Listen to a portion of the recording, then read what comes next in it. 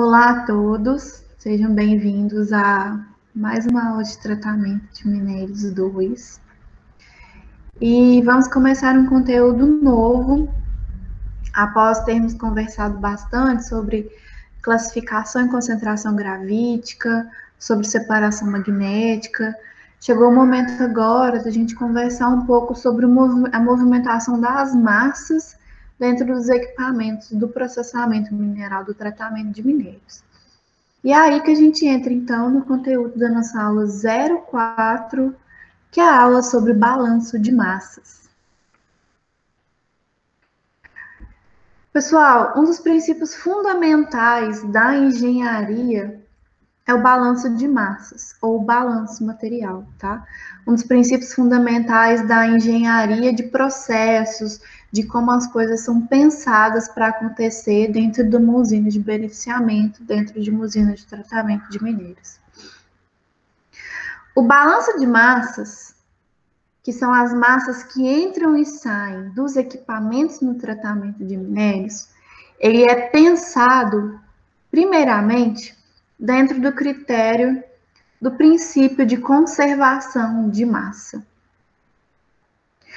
Esse critério da conservação de massa foi proposto por Lavoisier, Antônio Laurent Lavoisier, né, um cientista.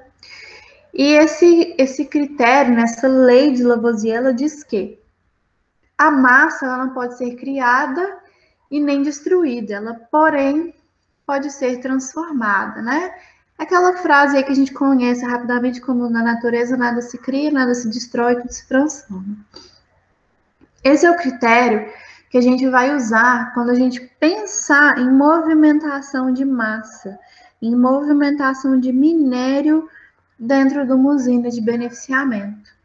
A gente vai ter sempre essa lei de Lavoisier em mente para pensar nos nossos processos, tá? Por que a gente tem que pensar nisso? Dê uma observada aqui nessa imagem, tá? O que é isso? Isso aqui é um fluxograma operacional da mina de Sossego da Vale, no Pará. É um fluxograma sobre produção de cobre, tá? É o fluxograma completo. Desde a hora que o minério entra aqui, no primeiro britador giratório, até a parte final do processo, onde a gente tem concentrados e rejeitos. Só relembrando lá do início da nossa matéria, concentrado é o material rico do minério que eu pretendo vender, do minério que eu pretendo comercializar, e rejeito é aquele material pobre do minério que eu quero vender, ou seja, ele tem que ter a menor concentração possível que eu conseguir entregar do minério que eu quero vender, mas o rejeito é rico de coisas que não me interessam, tá? Observem o tamanho desse fluxograma e o tanto de processos às quais o minério está passando, né?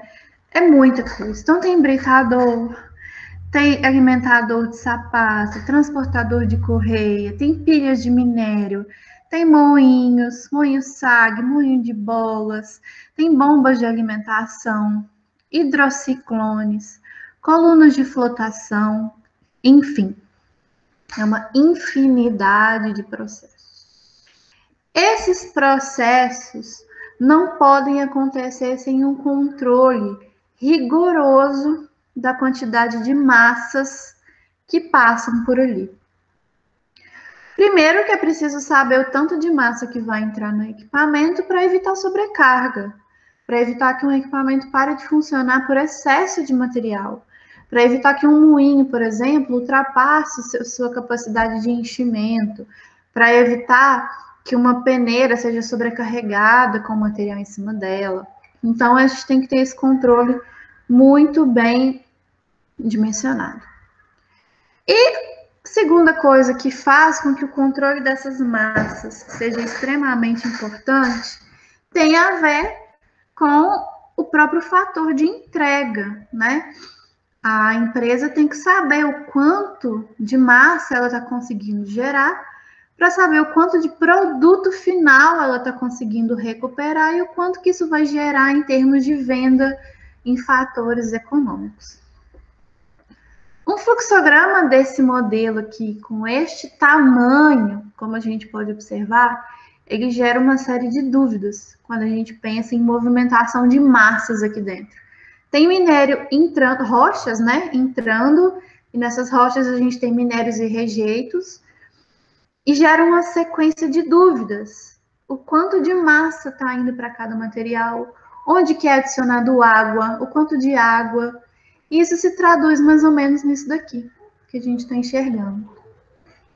Então, qual é a quantidade de minério que entra na britagem primária?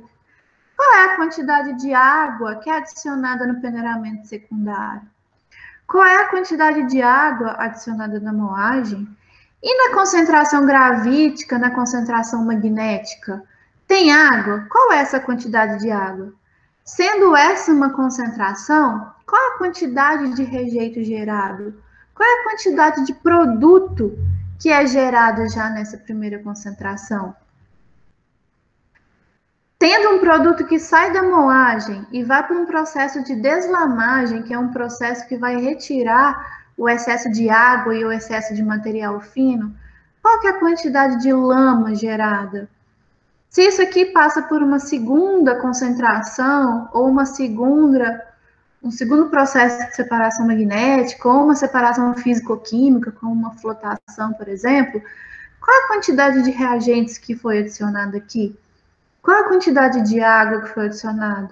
O quanto de produto foi gerado aqui nesse processo? Todas essas perguntas só encontram respostas quando a gente passa pelo processo do cálculo do balanço de massas. Para pensar no balanço de massas, primeiro a gente tem que conversar sobre algumas definições. A primeira dessas definições é o que é sistema. Sistema é definido como um espaço selecionado da natureza que pode ser sujeito à definição e à apreciação das suas propriedades físicas, químicas, bioquímicas e ou biológicas. O sistema para a gente, que é o nosso objetivo de estudo, é, por exemplo, a usina de Sossego no Pará. É esse espaço selecionado na natureza ao qual nós queremos conhecer as suas definições, as suas propriedades e as suas quantidades. Processo é cada uma das etapas que promovem mudanças das propriedades do sistema. Então, se o nosso sistema é aquele fluxograma completo da usina de beneficiamento de cobre do Pará, processo é cada uma daquelas etapazinhas que foram descritas no fluxograma. Esses processos, eles são classificados em bateladas, contínuos ou semicontínuos. Essa classificação se baseia no procedimento da entrada e da saída dos materiais. Os processos em bateladas são aqueles cuja alimentação é introduzida no sistema de uma só vez, no início do processo, e todos os produtos são retirados algum tempo depois. Um exemplo ótimo de processo em batelada, gente, é assar um bolo. A gente adiciona a massa do bolo dentro do forno, espera um tempo e depois retira o produto, que é o bolo assado. Durante esse processo de batelada, nenhuma massa atravessa a fronteira do sistema no intervalo de tempo decorrido entre a alimentação e a remoção dos produtos.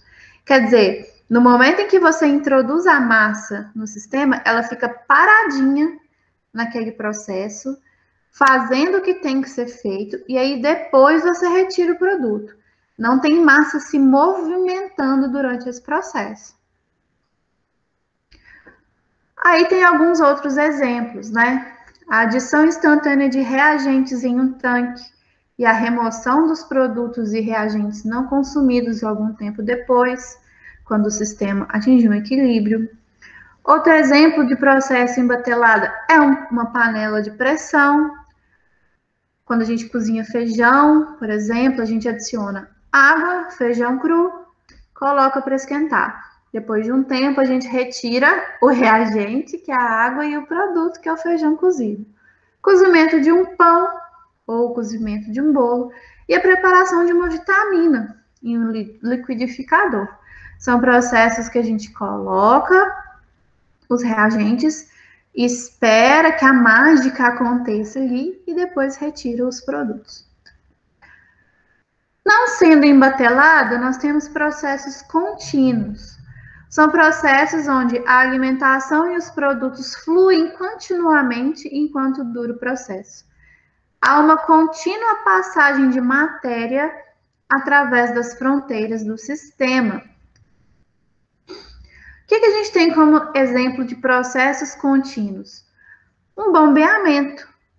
Bombeamento de uma mistura de líquidos a uma vazão constante em um tanque e a retirada dos produtos à mesma vazão constante. Ou um evaporador de suco de laranja, onde a gente tem a passagem do líquido, desse suco de laranja líquido, e à medida que ele vai passando, a água ali presente vai evaporando e a gente vai tendo um resultado mais concentrado no final. Então, o processo, a diferenciação, a reação acontece enquanto o material está passando pelo equipamento. Diferente da batelada, que a gente tem que colocar o material, esperar o equipamento fazer o trabalho dele, retirar o produto.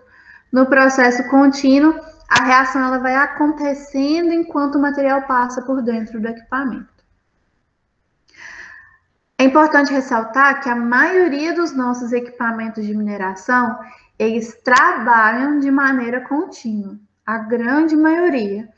O processamento mineral, ele ocorre de maneira contínua. O material entra numa ponta do sistema e vai passando por dentro dos equipamentos e saindo enquanto é submetido a mudanças. Daí, a gente tem que pensar no que é, então, o balanço de massa, né? Vejam, aí eu tenho representada uma alimentação de uma concentração, por exemplo, onde eu tenho bolinhas pretas e bolinhas brancas. Nesse equipamento de concentração, as bolinhas brancas representam o elemento não aproveitável, ou seja, aquilo que não interessa à indústria de mineração. E as bolinhas pretas representam um elemento aproveitável. Quando essa alimentação heterogênea entra no processo de concentração, eu tenho uma divisão de fluxos. Repare, divisão de fluxos. Então, eu vou ter uma divisão de fluxo chamada rejeito, que é onde está o meu elemento não aproveitável, e eu vou ter uma divisão de fluxo chamada concentrado, onde está o meu elemento aproveitável. O concentrado, então, possui apenas elemento útil, o rejeito possui apenas elemento não útil. O teor do minério que eu desejo, né, que é o foco da minha empresa, no concentrado, é maior do que o teor da alimentação. Isso tem que ser, gente, para uma operação ser chamada de concentração, o teor do concentrado tem que necessariamente ser maior do que o teor da alimentação. Se eu tenho uma alimentação que entra nesse processo com 34% da sua massa sendo ferro, eu tenho que ter um concentrado cujo teor de ferro seja sempre maior que 34%. Essa é a essência de um processo de concentração. Mas além do teor, o que nos interessa é saber também, além do teor, tá? Temos que saber também qual que foi essa divisão de fluxos em termos de massa. Quantas toneladas hora, quantas toneladas de material por hora entraram no equipamento de concentração? Quantas toneladas por hora de rejeito foram geradas? Quantas toneladas hora de concentrado foram geradas? Isso aí é um dos objetivos essenciais de um balanço de massa. Bom, da figura anterior, percebe-se que a recuperação que é dada pela relação entre massa de elemento útil presente no concentrado e massa de elemento útil presente na alimentação, é igual a 100%. Então,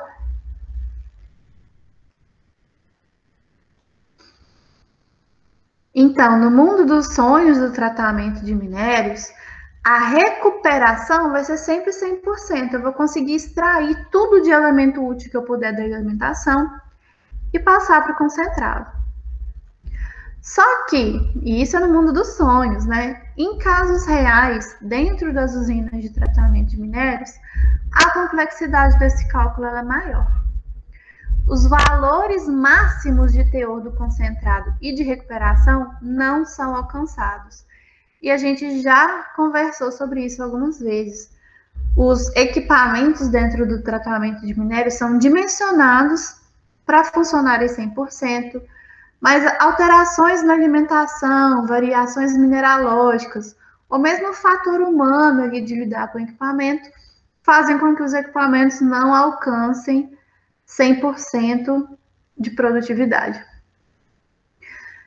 Feitas essas considerações, né, de que estamos aqui tratando de um processo que tem as suas falhas, mas que pode ser calculado, a gente vai fazer algumas relações. Primeiro, vamos pensar o que são essas equações aqui.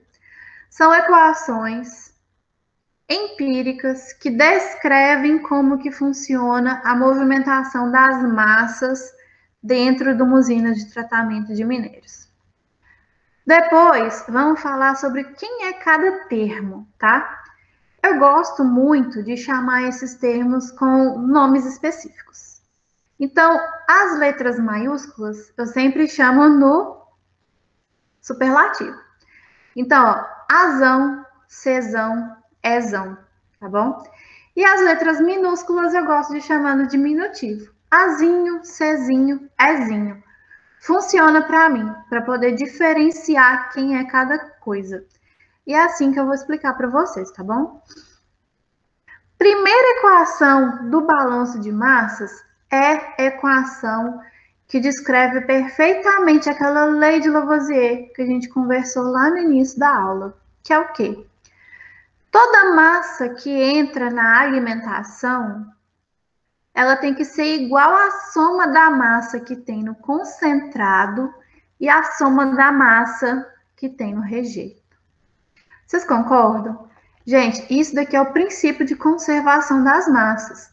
Se entrou uma massa azão aqui na alimentação do meu equipamento, do meu separador magnético, o que sai no concentrado e no rejeito, somados, tem que ser igual ao que entrou. Não some massa no meu equipamento. A massa não desaparece por mágica. Não entra massa por mágica no meu equipamento. Então, ela tem que ser igual. Então, a primeira equação que a gente tem é a equação da massa da alimentação, onde a massa que entra na alimentação tem que ser sempre igual a massa que sai no concentrado mais a massa que sai no rejeito. Depois, a gente tem uma outra equação super importante no balanço de massa, que é a equação de recuperação, em termos de teores, tá? A gente não está falando de concentração, a concentração serve para pegar o que eu quero e jogar fora o que eu não quero? Pois é. Esse momento é que a gente vai calcular o que é isso daqui com a nossa equação da massa da espécie I na alimentação. O que é essa equação, gente? Vamos ver os termos, ó. Azinho é o teor da espécie I na alimentação. Espécie que eu estou falando pode ser a porcentagem de ferro, porcentagem de cobre, porcentagem de níquel, porcentagem de fosfato. É a porcentagem, é o teor do elemento útil que tem ali naquele processo. Azinho é o teor da espécie na alimentação. Czinho é o teor da espécie no concentrado. E Ezinho é o teor da espécie no rejeito. Azão, Czão e Ezão, você já sabe quem que é, são as massas. Azinho, Czinho e Ezinho são os teores. Então, quando eu quero calcular um teor, é só eu jogar os dados direto aqui nessa equação que eu consigo encontrar. Suponhamos que eu quero encontrar o teor, a porcentagem de cobre que aquela usina de sossego me entrega. E aí eu tenho o teor de cobre na alimentação e a massa da alimentação. Eu tenho a massa do concentrado. Eu tenho o teor de cobre no rejeito e a massa do rejeito. Só vai faltar o teor de cobre no concentrado. Eu jogo os valores aqui na fórmula e encontro o Czinho. Outra equação que a gente tem também muito famosa no balanço de massas é a equação da recuperação da espécie I. Lembra que a gente falou que o objetivo é que a recuperação fosse 100%. Tudo que tivesse de cobre na alimentação, eu queria puxar para o concentrado no meu processo. Mas isso a gente também já conversou que muitas vezes não é possível, né? Por falhas inerentes ao processo mineral, não é culpa de ninguém. Isso aí é inerente ao processo, acontece. Daí, se não é 100% a recuperação, se eu não consigo puxar 100% da espécie útil lá da alimentação para o concentrado, eu tenho que ter alguma maneira de calcular essa recuperação, e é justamente com essa equação da recuperação da espécie I. Como que é essa recuperação? Ela vai usar aqueles mesmos termos que a gente já conversou nas duas equações anteriores. Eu preciso do teor do elemento útil no concentrado vezes a massa do concentrado. E isso aqui vai ser dividido pelo teor do elemento útil na alimentação vezes a massa na alimentação. E aí eu consigo calcular a recuperação do elemento útil, tá? Essas três equações aqui são básicas para calcular todos os processos de concentração. Gente, é claro que não se aprende equação olhando um slide. Nós vamos fazer exercícios com isso daí nas aulas futuras, tá? No momento, eu estou só apresentando e deixando registrado uma explicação de cada uma dessas equações para se surgirem dúvidas no futuro, a gente poder voltar aqui nessa aula e ver um pouco de cada equação dessa, relembrar quem são os termos. Mas é tão certo quanto a luz do dia que nós vamos exercitar isso daí depois, tá? Nas aulas futuras. Tem outras duas equações também, que são muito úteis quando a gente precisa calcular recuperações e razões, tá? Recuperação do elemento útil ou da espécie I, eu posso usar essa equação aqui, Czinho, Czão, dividido por Azinho, Azão, ou eu posso usar a equação número 4, se eu não tiver as massas envolvidas no processo. Se eu tiver massa envolvida no processo, eu vou usar a equação 3 para calcular a recuperação. Se eu não tiver a massa, se esse dado não me foi fornecido, se eu não conseguir esse dado lá na planilha da usina, se está difícil, eu posso usar só os teores. Vai que a gente está trabalhando lá no turno da usina, não sabe as massas, tem que calcular a recuperação. O quanto de elemento útil foi recuperado. Mas eu não tenho. SI sem as massas pode ser calculada pelo teor do elemento útil no concentrado multiplicado pelo teor do elemento útil na alimentação menos o teor do elemento útil no rejeito. Isso aqui vai ser dividido pelo teor da alimentação multiplicado pelo teor do concentrado menos o teor do rejeito. A equação 3 e a equação 4 calculam a mesma coisa, mudando os termos, mudando os dados. Equação 5 é a equação que calcula a razão de concentração. Ou seja, a razão, o fator entre a massa da alimentação, chamada de azão, e a massa do concentrado, chamada de cesão. É quando eu encontro como que está sendo a divisão de massas do processo, calculada pela equação 5. Equação 6, equação de recuperação mássica. Gente, aqui é importante fazer um parêntese para a gente falar sobre recuperação de massa, tá? O objetivo do tratamento de minérios é recuperar o elemento útil da natureza. Então, eu tenho uma rocha que tem lá um pouco de ouro disseminado lá nos veios dessa rocha, desse maciço rochoso. Qual que é o objetivo aqui da minha indústria de mineração? Pegar essa rocha, britar, separar por tamanho, moer, quebrar de novo, peneirar, passar no hidrociclone e separar o ouro do que não me interessa. Isso aí é o princípio, né, do tratamento de minérios. Só que não adianta eu construir uma usina de beneficiamento enorme, gastar um dinheiro gigante para fazer isso e recuperar 0,0000 gramas de ouro ao final de um mês, por exemplo, tá? Então, tão importante quanto recuperar o elemento útil que está contido na rocha, é importante que se tenha também um nível aceitável de recuperação em massa. O que quer dizer isso? Não basta só o processo ser bom em recuperar elemento útil, em concentrar o minério, em separar esse minério da sua rocha, da rocha que está ali em volta dele.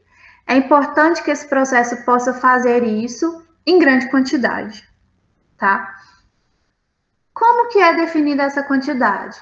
Depende de cada caso. Para ouro, por exemplo, cujo o preço final de venda é imenso, a quantidade de massa recuperada no final do processo pode ser menor. Agora, para minério de ferro, por exemplo, que é uma commodity, que é regida pelo preço da tonelada, é interessante que se recupere a maior quantidade de tonelada possível no final de um mês. Então, o tanto que o meu processo do tratamento de minérios consegue recuperar de massa de elemento útil também é muito importante. E é por isso que a gente tem a equação número 6, que é a equação de recuperação mássica. O que é essa equação? Essa equação pode ser calculada de duas maneiras, né? Ela é representada pela letra Y, que representa a recuperação mássica ou o rendimento em massa do meu processo. E ela pode ser calculada tanto pela divisão da massa do concentrado pela massa da alimentação, cesão dividido por azão, ou ela pode ser calculada também utilizando só os teores. Teor da alimentação menos o teor do rejeito dividido pelo teor do concentrado menos o teor do rejeito. Então, quando você for calcular a recuperação mássica, você tem dois caminhos, não precisa fazer isso tudo aqui não. Tem dois caminhos. Ou usa as massas ou usa os teores. Outra equação do balanço de massas também, que é muito importante, equação número 7, é a razão de enriquecimento. O quanto que eu estou conseguindo deixar o meu minério mais rico. Então, vejam, eu já usei esse exemplo com vocês antes. Se eu tenho uma alimentação de minério de ferro com teor de 34%, ou seja, de toda a massa que eu tenho ali retirada da rocha, 34% é minério de ferro. No final do processo de concentração, o teor de ferro naquela massa é 65%. Então, eu tive aí um enriquecimento. Eu aumentei a porcentagem de ferro dentro da quantidade de material que eu trabalhei. E aí eu consigo trabalhar uma razão de enriquecimento. Essa razão vai ser o teor do concentrado dividido pelo teor da alimentação. No exemplo que eu falei com vocês, eu teria, né, um exemplo, 65% de ferro dividido por 34%, que daria uma razão de enriquecimento de 1,9. Eu estou deixando meu minério 1,9 vezes mais rico de ferro. É para isso que serve essa relação, essa razão. Vamos falar agora de exemplos.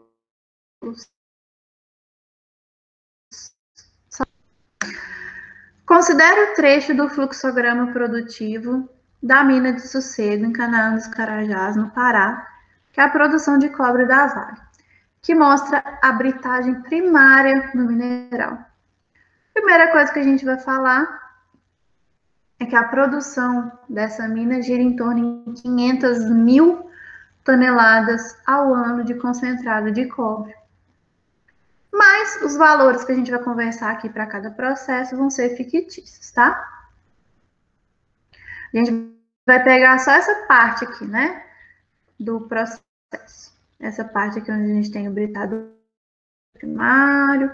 E vamos conversar sobre ela para a gente contextualizar um pouco o balanço de massa. Isolando apenas o britador giratório primário, o que acontece no britador? O britador é alimentado com 24 toneladas por hora de material, brita, e sai um produto de 24 toneladas hora de material. Não tem divisão de fluxos dentro do britador, né? Não tem essa divisão de fluxos aqui dentro. Entrou 24, ele quebra, saiu 24, fluxo único. Então, nota-se que para o caso de um britador não é necessário nenhum tipo de balanço de massa, pois o equipamento só possui um produto. Agora, vejamos mais uma parte do fluxograma de Sossego, envolvendo agora a parte do peneiramento. Tem o moinho SAG, que alimenta uma peneira vibratória, e essa peneira vibratória tem divisões de fluxo, né? O passante e o retido. Isolando só essa peneira vibratória inclinada, nós temos uma alimentação de 24 toneladas hora. O oversize dessa peneira tem 8 toneladas hora, uma produção de 8 toneladas por hora de material. E o undersize tem 16 toneladas por hora de produção de material. Nesse caso, a gente percebe que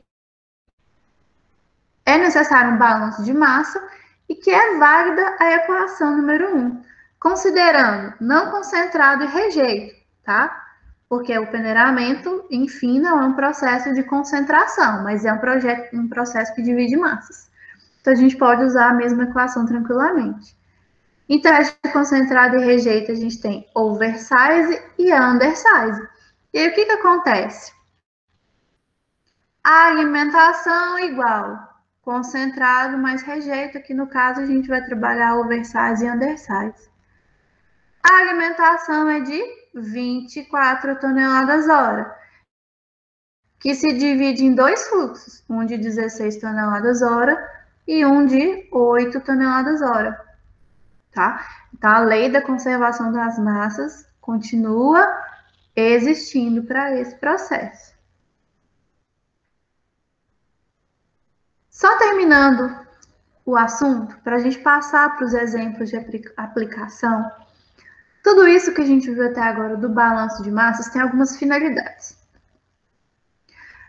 Dimensionamento dos equipamentos, para saber o tamanho e capacidade que vai precisar dos equipamentos.